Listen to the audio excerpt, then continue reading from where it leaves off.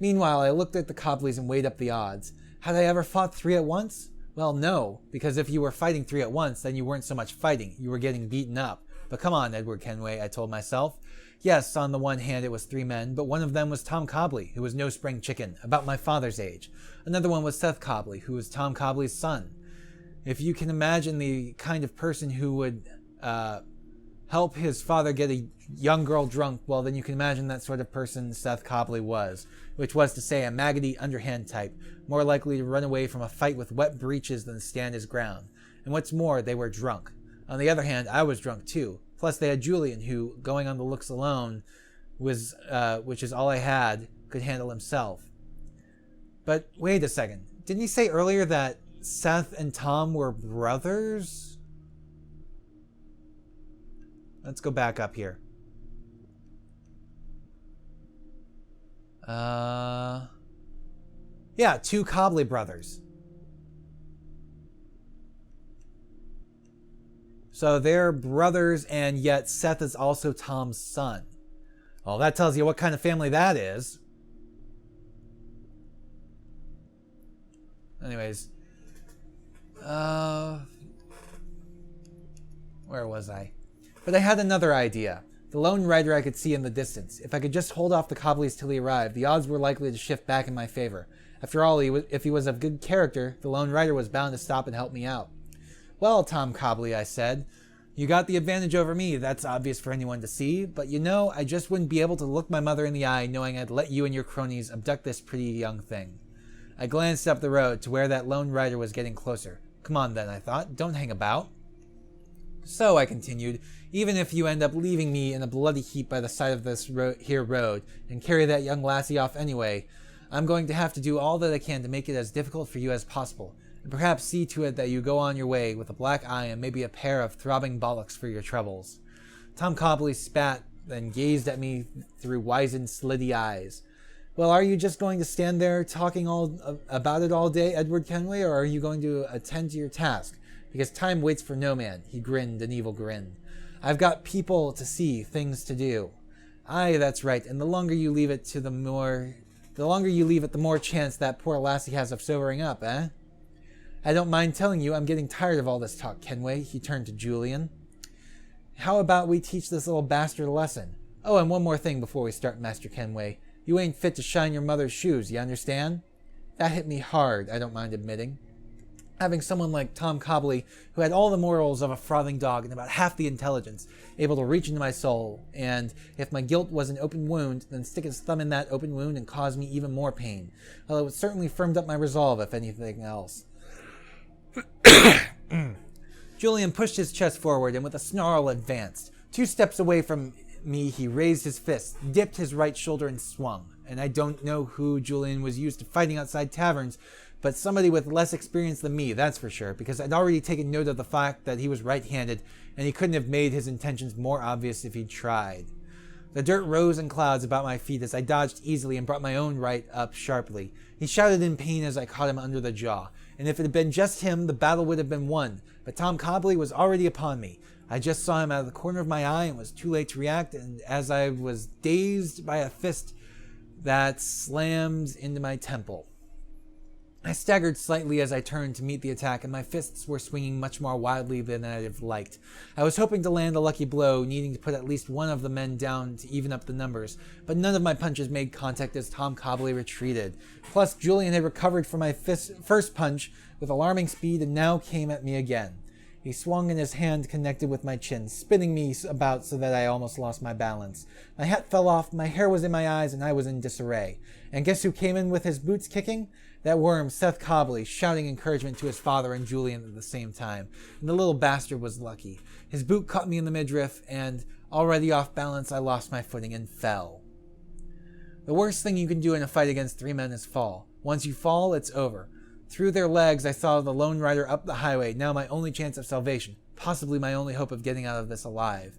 But what I saw made my heart sink. Not a man on a horse, a tradesman, who would dismount and come rushing to my aid. No, the lone rider was a woman. She was riding astride the horse, not side saddle, but even though was lady. She wore a bonnet and light-colored summery dress, and the last thing I thought before cobbly boots obscured my view and the boots came raining in was that she was beautiful. But beauty wasn't going to save me now. "Hey," I heard, you three men, stop what you're doing right now." They turned to look up at her and remove their hats, shuffling in line to hide the sight of me, who lay coughing on the ground.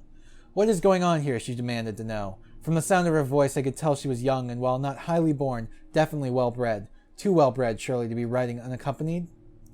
"We were just teaching this young man here some manners," rasped Tom Cobley out of breath.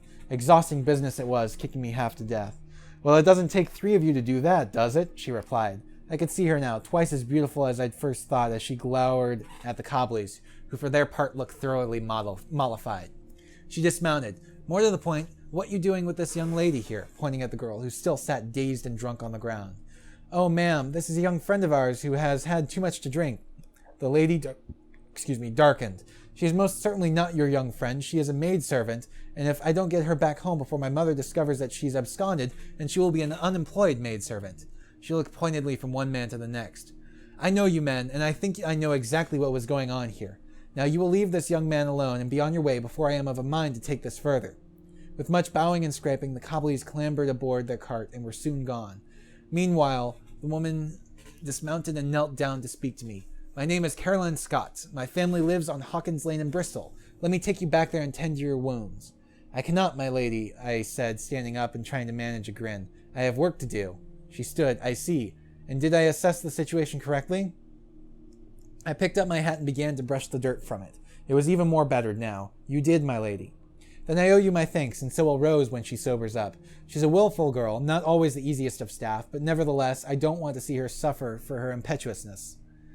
She was an angel, I decided then, and as I helped them mount the horse, Caroline holding on to Rose, who lolled drunkenly over the neck of the horse, I had a sudden thought. "Can I see you again, my lady? To thank you properly when I look a little more presentable, perhaps?" She gave me a regretful look. "I fear my father would not approve," she said, and with that shook the reins and left. That night I sat beneath the thatch of our cottage, staring out over the pastures as the sun went down. Usually my thoughts would concern either the possibility of escape or wrestling with the inevitability of my future. That night I thought of Caroline Scott of Hawkins Lane, who would eventually be Edward's wife. And we've actually passed, the 2-hour mark, so we're going to continue to 2.5 hours again. Yay! Yeah, I did not expect that to run on as long as it did. Came from a book. Whether or not it's a real book, I don't know, but it exists in the game universe, so there's that. So yeah, beyond this door, yeah, restricted 3, restricted 2. Okay, that's that. There was nothing else in this room, I don't think. No. Okay, but there is a sticky note there. And I'm just seeing if there's anything else back here. I don't think so.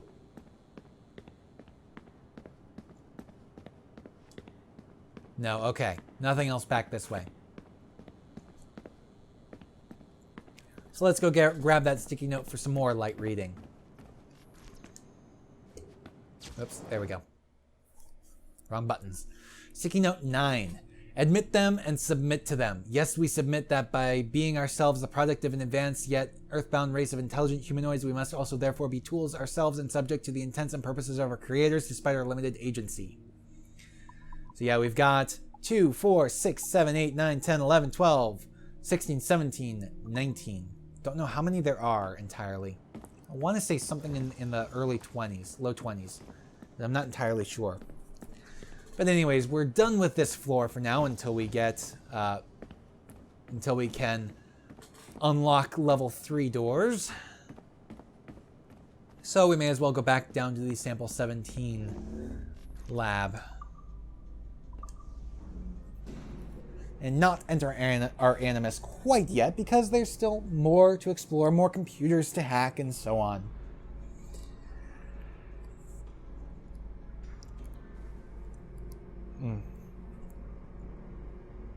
Oh yeah, there are 20 sticky notes, okay. Okay, off to the side here. We've got a level 2 room. Are there any sticky notes around, first of all? Looking for sticky notes. Sticky notes, sticky notes. I am not seeing any sticky notes. You guys seeing any sticky notes? I'm not seeing any. Wait a second. I just saw one. There it is. Okay. Sticky note 5. The machines we made shaped us in turn and took hold of our impulses and our minds, small as they are, and gripped us like an iron maiden, bleeding us empty. It was our poor understanding of our origins that led us to originate tools we were incapable of understanding or controlling. As if the cotton gin was not enough, and one day our sweaters and undershirts might talk to us. As if this were not enough. Okay, so I think that's it for sticky notes. Yes. Let's find more computers to hack. Specifically, there's like 2 or 3 Animuses in here. 4, actually, I think. So we got more of those puzzles to do.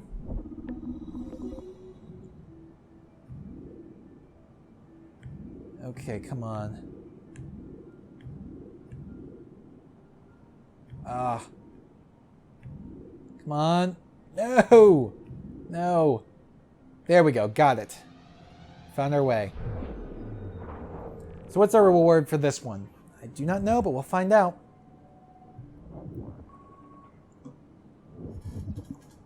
Okay. We've got... Our researchers looked into the life of Altair Ibn Lahad, hoping to find a biography that might serve as a positive role model for Abstergo's global outreach programs. Unfortunately, this renegade assassin proved to be no such thing. In much of his footage, we see a man gleefully flouting some of his culture's most entrenched taboos, with an arrogance that borders on messianic. Altair, no! This is not our way! To burn a man's body is forbidden! Many of our researchers felt that the arguments articulated by Altair's rival, a man known as Abbas, were clearer and more cogent than any we heard from Altair. I've recently put in a request that more effort be dedicated to locating one of Abbas's descendants, if any exist.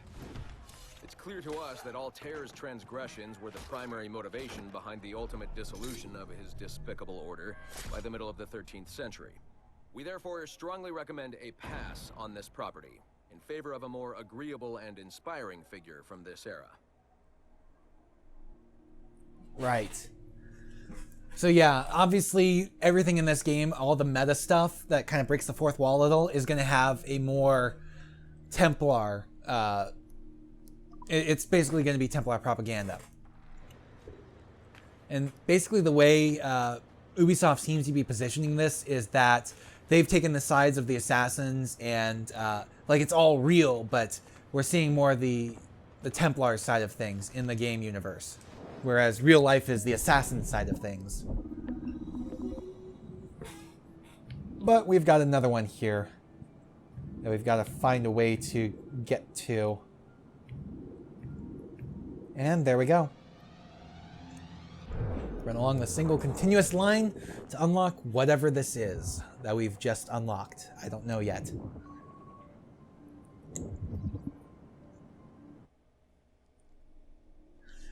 How many ancestors do you have?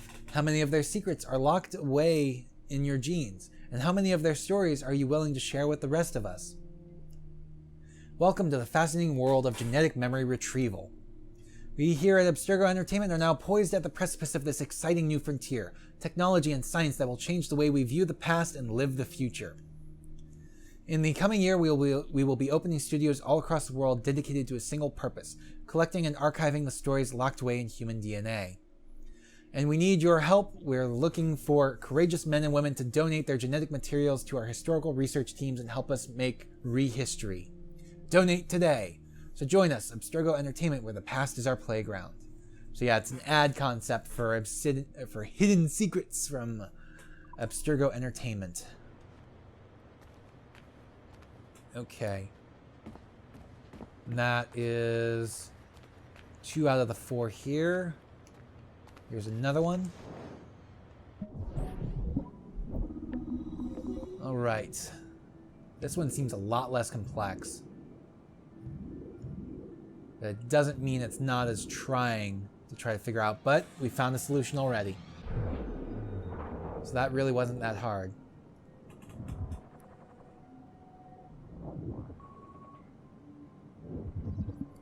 So what's our prize for this one? Desmond pack. Subject 17, Phase 1 report. The surveillance video, possibly captured by Eredito or another group, is labeled New York, USA, 2012 9/1 402. The accompanying chat transcript was labeled Kidnapped, Data Transcript Level 3. Can someone ask Chase to make sure his men use more professional language going forward? Cell Tower Grid 40SP73ZN. UTC, yada yada yada, outgoing transmission. Caller ID private. Interference. Yes, sir. Pause. We have him. Reply scrambled. Yes. Shoving him in the van as we speak, sir. Target will be delivered on schedule. Transmission ends. Surveillance video labeled Brooklyn, USA. Same date, a little bit later. The poster claimed Abstergo agents have captured an unknown Caucasian male. Victim is in his mid-20s, approximately 6 feet tall, 190 pounds. Destination unknown. This one is labeled Ciampino. I'm not entirely sure how to say that. Yes, despite having an Italian heritage, I don't know how to speak Italian, okay? This one is labeled Ciampino, Italy. Same date, a little bit later on. Poster identified this only as unmarked hangar, but then went on to say Abstergo agents arriving at destination. The company-owned jet brought to hangar after landing. Victim identified as Desmond Miles. I don't think this is spread too far yet. Location has been scrubbed, so I think we can dismiss this as the ravings of a fanatic. Preliminary analysis. A leaked medical file. We're looking into it. No menstrual disorders for subject 17, though. That must have been a relief for the public to read. Patient has no active complaints, no acute distress, no prior cardiac history. Blood pressure normal, 112/78. Primary blood analysis. No significant traces of chemicals that would lead to neurological disorder. No indication that patient has been prone to neurosis. Unlike previous subjects, patient is psychologically stable. You are clear to proceed. Signed by Damian Saravakos, MD, on 2012-9/3. Missing person poster. Friends of Subject 17 distributed these all over New York. Have you seen this man? Desmond Miles, age 25, yada yada. Last seen September 1st, near Washington Square Park, wearing white hoodie and dark jeans. If you have any information, please contact us at yada yada. Okay. I think that leaves just one thing in here, because I'm not seeing like any laptops to hack. So it should just be one last Animus to hack. And this one has a number of warps, so this is probably going to be tough.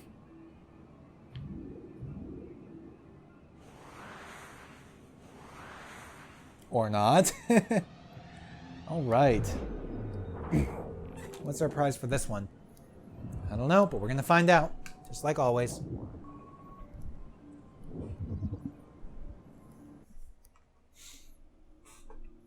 Great Minds in History, Commission 3. One of history's most overlooked leaders, Madeleine de Lisle, freed hundreds of slaves and brought them to sanctuary in a tropical haven whose construction she oversaw personally. Brutally cut down at the peak of her career by Aveline de Grandpré, the orphan she rescued from a broken home, Madeleine served as Master Templar in the southern colonies from 1764 to 1777. I guess that's the main villain for Assassin's Creed Liberation. I haven't actually played that one yet, so I don't know. But yeah, I'm not seeing any laptops in this room, so I don't think we have to worry about that. So this one's done. Continue to move around the outside, looking for animuses that are unoccupied and so on. We've got another level 2 room. It's a security station. May as well hack it. I don't know what we'll get for it, but we may as well hack it. Okay. There we go. 7233. Anything interesting happening on this camera? There was none on the last one. No, but we have more cameras available to us. Awesome. Still nothing happening, though. Not even in Melanie's office. She's at her desk, but that's it. Okay.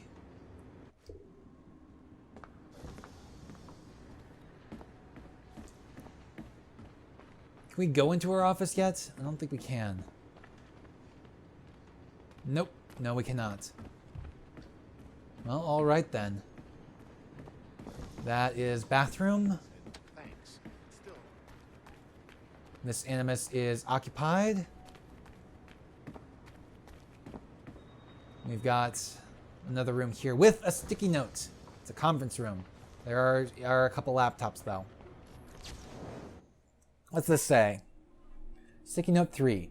Being that it is well understood that tools, homes, cars, cutlery, pencils, tables, books, chairs, domesticated animals, light bulbs, mobile phones, sex toys, vacation homes, sofas, lounge chairs. I had to take a break there. Swimming pools, etc., are indirect byproducts of our genotypic expressions, otherwise known as extended phenotypes. We submit. Okay, and that's the level 3 door, which we can't bypass. That is a curved TV. A big curved TV. But this is a laptop we can hack. Which, of course, since it's a laptop, means it's Frogger. Gotta play Frogger in order to get across. Okay, and this one's not too bad, though. Ooh, that was close. There we go. Wasn't entirely sure I was going to get through in time. Get kicked all the way back to the beginning, or at least the halfway point.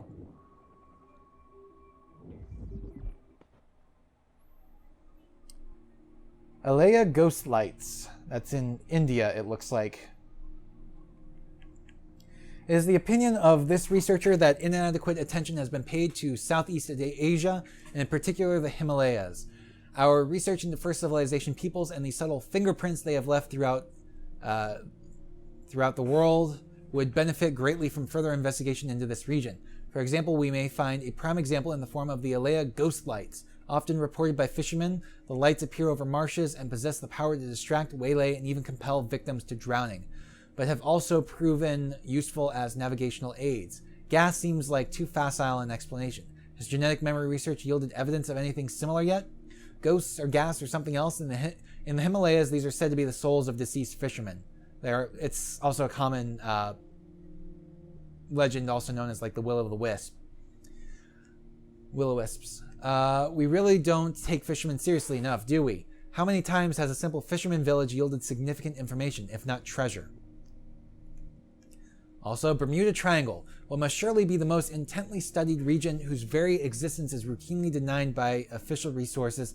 The Devil's Triangle. This is not the Devil's Triangle. Bermuda Triangle is not the Devil's Triangle. The Devil's Triangle is in the Pacific. It's something similar, but it's over near Japan.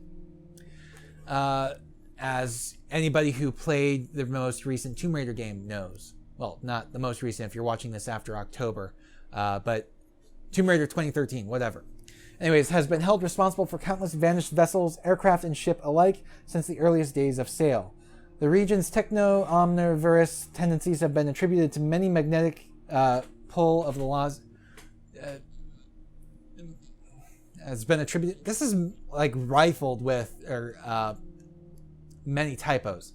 Anyways, magnetic pull of the lost continent of Atlantis to UFOs, and even to unnamed mysterious forces. While the area still holds much interest and we firmly believe in the power of science over superstition, we have been unlucky in researching this area and can claim only to have contributed 2 small aircraft, a ship, and several $100,000 of research equipment to the hungry maw of its continued mystery. For the time being, it may be safer to pursue greater knowledge through genetic memory research via the Animus program. Except for one thing. The Bermuda Triangle is not a mystery anymore. We know what causes ships to sink and planes to crash in the Bermuda Triangle. It is methane vents in the ocean floor.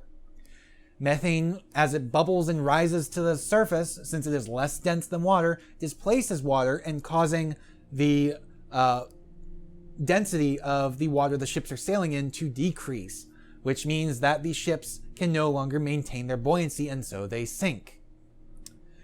And also, as the methane rises, because methane is also lighter than air, methane pockets in the air play havoc with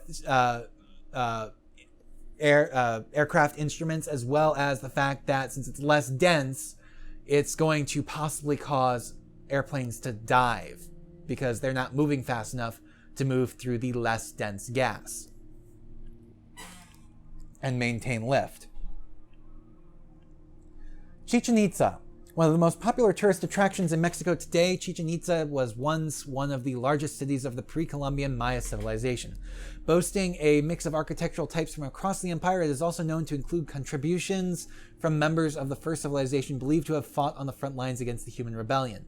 In particular, the technologically advanced system of caves, tunnels, and puzzles that run underground between the Castillo Temple and the Cenote Sagrado are rich with first civilization artifacts. Excavated in the 18th century in a controversial dig ordered by Madeleine de Lisle,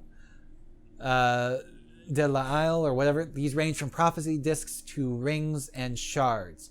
Voluminous in quantity, they are minor but culturally significant artifacts which, as a collection, provide us with the best picture we have on life on Earth in the months preceding the Toba catastrophe.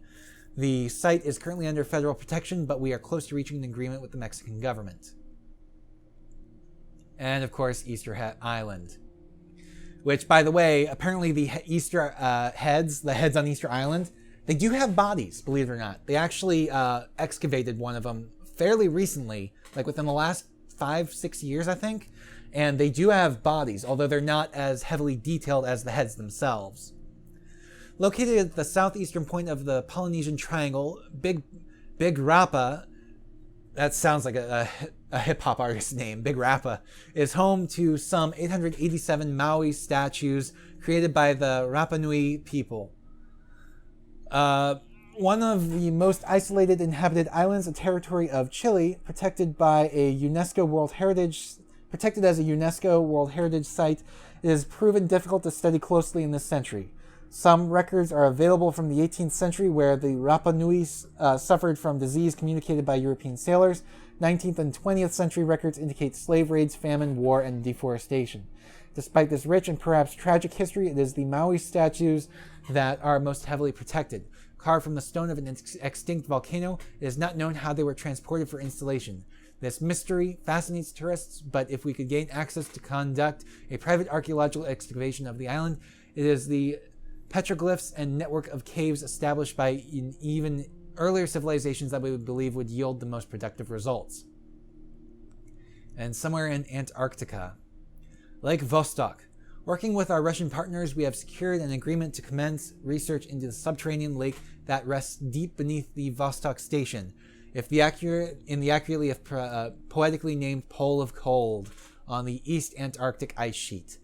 Sitting approximately 3,500 meters above sea level, this freshwater lake rests 4,000 meters beneath the surface, so 4 kilometers. A core ice sample was extracted from 2012, and we will soon begin research that should provide a climatic record going back some 400,000 years. Isolated fossil water reserve samples may prove even older. Only time and science will tell what genetic marvels these magnificent samples will reveal, if not a new window into first civilization life itself. And we are just shy of 2.5 hours. Wow. So we are going to have to pick up with these two computers and anything else next time, because I am not really willing to sit here for another half hour. I have to pee and I have to eat lunch and I've got a whole bunch of other shit to do. So I'll see you guys next time. Thanks for watching. Please remember to comment, rate, and subscribe.